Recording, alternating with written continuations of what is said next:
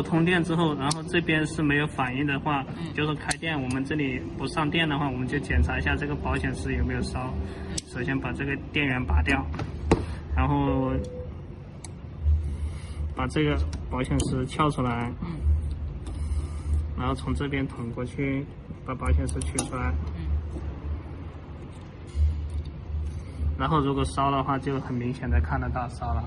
然后这个保险丝呢是几安的，上面可以看得到它是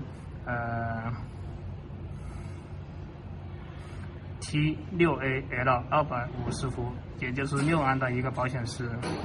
然后它的换成6安的保险丝。对，它的规格是6×20，就说直径是6，长是20的。